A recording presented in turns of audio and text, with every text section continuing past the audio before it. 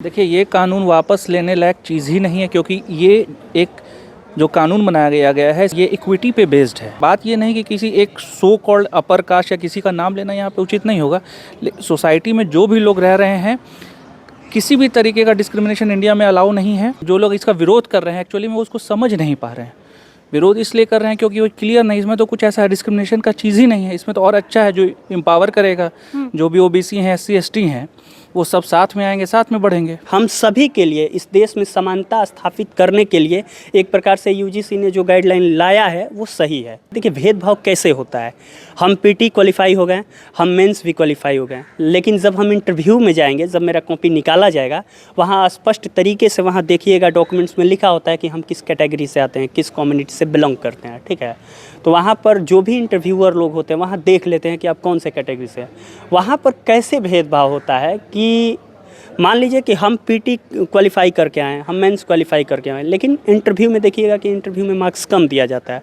अब क्या पता वहाँ पर किस तरीके से कम हो जाता है, तो जो वहाँ डिस्क्रिमिनेशन का सामना करना पड़ता है विद्यार्थियों को, वो डिस्क्रिमिनेशन को रोकने के लिए ही ये गाइडलाइन जारी किया गया है। नमस्कार, मेरी मौजूदगी पटना हाई कोर्ट में है। मेरे साथ पटना हाई कोर्ट के वकील हैं, इनसे बात करें। सर, अपना पहले परिचय दे दीजिए। मेरा नाम मोहम्मद अजीमुद्दीन है। मैं पटना हाई कोर्ट में ही अधिवक्ता हूँ। करीबन मैं यहाँ 15 वर्षों से काम कर रहा हूँ। और अभी आप लोग यहाँ आए हैं, बताइए। जी, यूजीसी को लेकर कानून नई नियम आया है जिसको लेकर काफ़ी विरोध हो रहा है। काला कानून बताया जा रहा है, कानूनी प्रक्रिया बताइए। देखिए, ये जो यूजीसी का कानून है ये 2012 ही में आया था, जिसमें जो भी डिस्क्रिमिनेशन सेल होगी उसका स्थापना करने का प्रोविज़न दिया गया था। लेकिन अभी 2026 में क्या किया गया है कि इसमें कुछ प्रोविज़न और ऐड किया गया है, जिसमें छोटी छोटी सी चीज़ें थी कि जैसे कोई अगर कंप्लेन करता है, तो अब होता क्या है कि कोई अगर कंप्लेन करता है और अगर फॉल्स कंप्लेन किया जाता था तो उसके अगेंस्ट में एक्शन लेने का प्रोविज़न था, उसको अभी हटा दिया गया है। और बेसिकली इसको अगर हम लोग डिस्क्राइब करें कि ये रेगुलेशन है क्या, तो इसमें इशू ये है ना कि जैसे जैसे हायर एजुकेशन में लोग जाते हैं तो वहाँ पे कास्ट बेस्ड डिस्क्रिमिनेशन होता है। जैसे SC ST हैं या OBC से जो बिलोंग करते हैं, उन लोगों के साथ जब इंटरव्यू का टाइम आता है तो वहाँ पे एक NFS एक दिया गया है कि नो सूटेबल। तो नॉट सूटेबल का जो कंसेप्ट है वो कभी भी कोई भी यूज़ कर लेता है। आप जितना भी मेरिटियस हो, आपका सर्टिफिकेट अच्छा हो, लेकिन आपको वहाँ से बिल्कुल हटा दिया जाएगा। तो और कॉन्स्टिट्यूशन में जो प्रोविज़न दिया गया है आर्टिकल 14 में, 15 में और 21 में, कि आपको इक्वलिटी का राइट दिया गया है। स्टेट कभी भी आपके प्रति कभी भी जब भी कोई कानून बनाएगी वो आपको इक्वलिटी प्रोवाइड उसको करना ही है। इक्वल प्रोटेक्शन ऑफ लॉज और इक्वलिटी बिफोर द लॉज, ये आपको प्रोवाइड किया गया है। पर्सनल लाइफ का दिया गया है, रिजर्वेशन का भी प्रोविज़न 15 में दिया गया है। जब ये सारी चीज़ उपलब्ध हैं, उसके बावजूद भी यहाँ पे डिस्क्रिमिनेशन हो रहा है। आज बहुत सारे ऐसे स्टूडेंट हैं, जैसे रोहित में वेमुला हो गए, और बहुत सारे ऐसे लोग हैं जो कि इसके शिकार हैं। जैसे हमारे यहाँ पे मंजीत जी भी यहाँ पे पटना लॉ कॉलेज में पढ़ते हैं, इससे पहले पटना विश्वविद्यालय थे। काफ़ी लोग इससे ग्रसित रह चुके हैं। इस कानून को लाया गया है तो लगातार प्रदर्शन जारी है कि कानून को वापस, अगर कानून ये वापस ले लिया गया तो क्या होगा। देखिए, ये कानून वापस लेने लायक चीज़ ही नहीं है, क्योंकि ये एक जो कानून बनाया गया है इसका नाम है, ये इक्विटी पे बेस्ड है। इक्विटी एक ऐसा कंसेप्ट है जो कि जिसमें जस्टिस कंसाइंस के बेस्ड पे एक जस्टिस करना है। ये कंसेप्ट इंग्लिश लॉ जो चांसलर कोर्ट था वहाँ से ये डेवलप हुआ है। जैसे कोर्ट में जब आप जाते हैं और वहाँ पे अगर आपका जो भी ग्रीवांस है वो रिड्रेस नहीं हो पाता है, बहुत सारा ऐसा चीज़ है, या यस या नो में आप डिसाइड नहीं कर सकते हैं, तो उसके लिए एक चांसलर कोर्ट की व्यवस्था की गई थी, जहाँ पे इस तरह की भी चीज़ें जो कि कोर्ट में डिसाइड नहीं हो सकें, जो जस्टिस कंसाइंस और इक्विटी के बेस्ड पे डिसाइड की जा सकें, उसका वहाँ पे व्यवस्था की गई थी कि उसको वहाँ पे किया जाएगा। उसी तरीके से यहाँ पे भी किया गया है। 2026 में जो अभी हमारे पास यूजीसी की नई गाइडलाइंस आई है, उसमें जो लोग एग्ज़ाम कंडक्ट करेंगे या एग्ज़ाम में एप्लीकेंट होंगे, अगर उनको ऐसा फील होगा तो वहाँ पे वो एक कंप्लेंट रेज़ कर सकते हैं। उसकी कमेटी जांच करेगी और उसके बाद अगर ऐसा पाया जाएगा तो फिर उनको नोटिस इशू करके फिर उसकी सुनवाई करके आपको फिर से ज्वाइन करवाया जाएगा। क्योंकि ये इसलिए बहुत ज़्यादा ज़रूरी है, क्योंकि जैसा कि हम लोग जानते हैं, बात ये नहीं कि किसी एक सो कॉल्ड अपर कास्ट या किसी का नाम लेना यहाँ पे उचित नहीं होगा।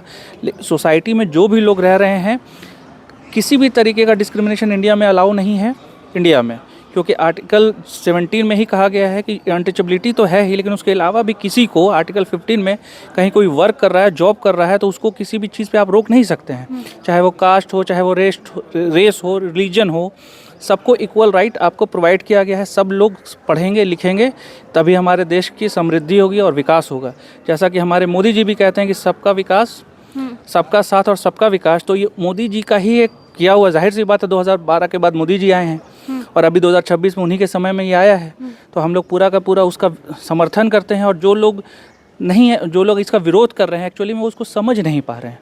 विरोध इसलिए कर रहे हैं क्योंकि वो क्लियर नहीं, इसमें तो कुछ ऐसा डिस्क्रिमिनेशन का चीज़ ही नहीं है। इसमें तो और अच्छा है, जो एम्पावर करेगा, जो भी ओबीसी हैं, SC ST हैं, वो सब साथ में आएंगे, साथ में बढ़ेंगे। तो यही कहना। जी जी। जहाँ यूजीसी खुद बताया कि 118% जो है वो कहीं ना कहीं ये जाति उत्पीड़न जो भेदभाव वो ज़्यादा बढ़ चुका है, वही सौंपे हैं हाई कोर्ट को। तो यही चीज़ें हैं ना। अब जैसे यूजीसी ने जो भी गाइडलाइन ये कंडक्ट किया, सर्वे कंडक्ट किया, आखिर ये जो पता चला कि 118% डिस्क्रिमिनेशन हो रहा है, कैसे हो रहा है? क्योंकि जब लोगों ने वहाँ पे रिव्यू दिया, लोगों से पूछा गया कि भाई मेरा इंटरव्यू हम अच्छा दे के आए हैं, सब कुछ 100 सेटिस्फाइड हैं। अब जैसे कि कोई भी हायर एजुकेशन में जब हम जॉब करने के लिए जाते हैं, या असिस्टेंट प्रोफेसर का हो गया, तो या प्रोफेसर के भर्ती होती है, तो वहाँ पे हम लोगों का सर्टिफिकेट सबमिट होता है। जनरली कोई एग्ज़ाम होता नहीं, क्योंकि नेट क्वालिफाइड जो भी आते हैं वहाँ पे डायरेक्ट उनकी सर्टिफिकेशन वहाँ पे सबमिट होगी, जो भी उनका नंबर्स होगा उस वक्त हिसाब से कुछ पॉइंट्स वहाँ पे उनको देना होता है, और फिर सारा का सारा डिपेंड आ जाता है इंटरव्यू पे। अब इंटरव्यू में क्या है कि कोई भी जब लोग जाते हैं तो जाहिर सी बात है सर्टिफिकेट उनके सामने है, तो उनको नाम तो पता चलेगा ही। और इंडिया में ये जनरल है कि आपके नाम से ही आपका कास्ट, क्रीड, सब चीज़ दूसरों को पता चल जाता है। उसके बाद जाहिर सी बात है जो लोग अगर नहीं चाहते हैं तो वहाँ पे बायस करेंगे ही, और बायसनेस किसी ना किसी तरीके से नेचुरल जस्टिस का भी वायलेशन है। तो इसलिए जो भी गाइडलाइन आई है बहुत फ्रूटफुल है, हमारे देश के विकास के लिए अच्छा है और बिल्कुल सही है। और जो लोग भी गलत कर रहे हैं या उसको गलत समझ रहे हैं, तो वो उनकी नासमझी है, धीरे धीरे वो सब भी ख़त्म हो जाएगा मेरे हिसाब से। और कोर्ट में तो कहीं से भी, कोर्ट में अगर ये मैटर भविष्य में अगर आया भी, तो कोर्ट में भी बिल्कुल ये इसमें अपहेल्ड किया जाएगा, कहीं से भी इसमें कोई त्रुटि नहीं है। आप देखे होंगे कि स्वर्ण समाज भी सड़क पर उतर गए हैं, बोल रहे हैं कि काला कानून है। कैसे देख रहे हैं काला कानून और नियम ये लाया गया है? देखिए, यूजीसी ने जो अपना गाइडलाइन जारी किया है, और जब उसका पूरा डॉक्यूमेंट्स पढ़िएगा, जो यूजीसी का जो स्टेटमेंट है, तो इससे परिभाषित होता है कि जो इस देश में SC ST OBC तबके के लोग हैं, कहीं ना कहीं वो भेदभाव का शिकार होते हैं। हम अभी पटना हाई कोर्ट उच्च न्यायालय के दहलीज पे खड़े हैं, और न्यायालय न्याय का दरवाज़ा होता है। जब संविधान का गठन किया गया था, तो कॉन्स्टिट्यूशन में जब आप फंडामेंटल राइट्स पढ़िएगा, तो आर्टिकल 15 में स्पष्ट लिखा गया है कि इस देश में धर्म, जाति, मजहब, लिंग, भाषा या क्षेत्र के आधार पर किसी भी प्रकार का भेदभाव नहीं होगा, अर्थात नहीं होना चाहिए।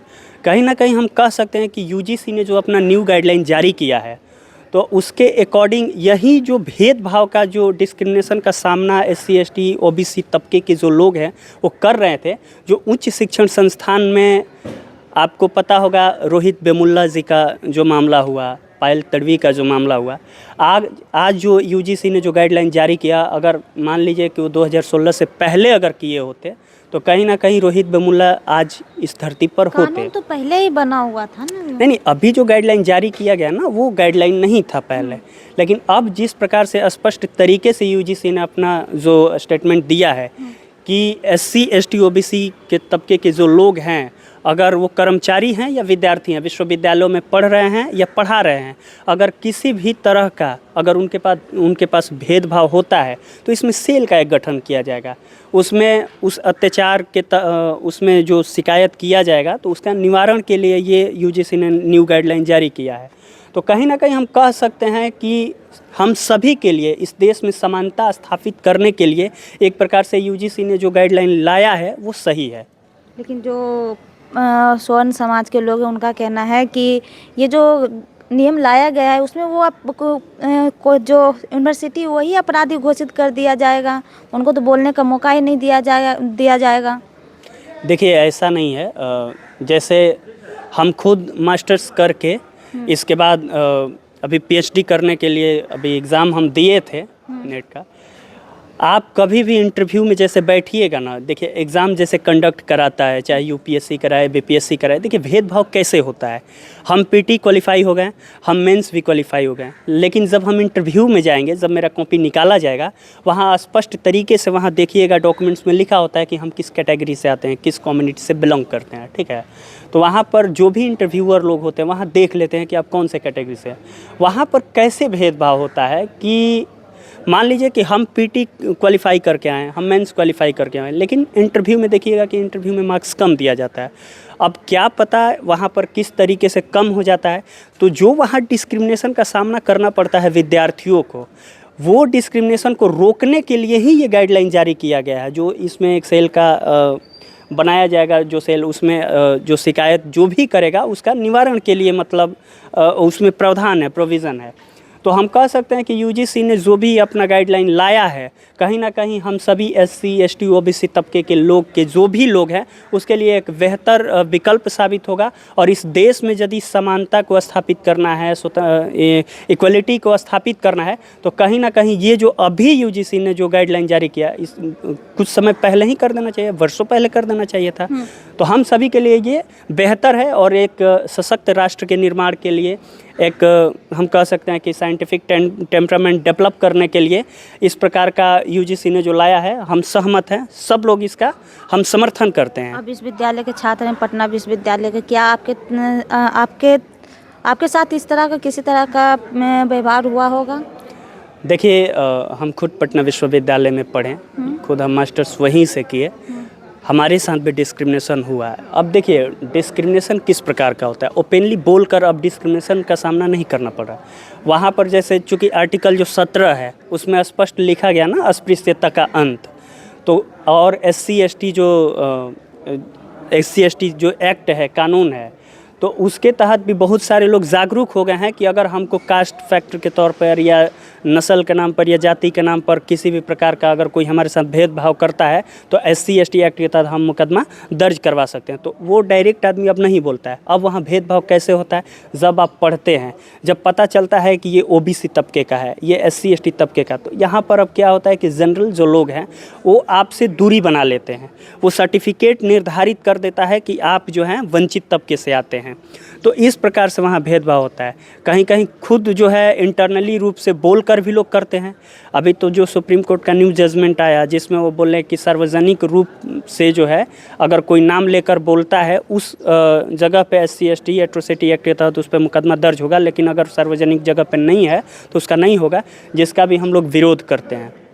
लेकिन हम यही कहेंगे कि यदि इस देश को डेवलपमेंट की श्रेणी में लाना चाहते हैं तो गवर्नमेंट को ऐसी पॉलिसी के ही तहत काम करना पड़ेगा जिसमें तमाम जो जाति के लोग हैं, तमाम जो धर्म के लोग हैं, तमाम जो क्षेत्र के लोग हैं, सब लोग मिलकर इस देश में इक्वलिटी की बात करेंगे, तभी हमारा एक जो भारत है सोने की चिड़िया बनेगा। जी बहुत बहुत धन्यवाद। मेरे साथ पटना विश्वविद्यालय के छात्र मंजीत जी थे। बाकी इस पूरी बातचीत पर आपकी क्या राय है कमेंट बॉक्स में ज़रूर बताइएगा। धन्यवाद।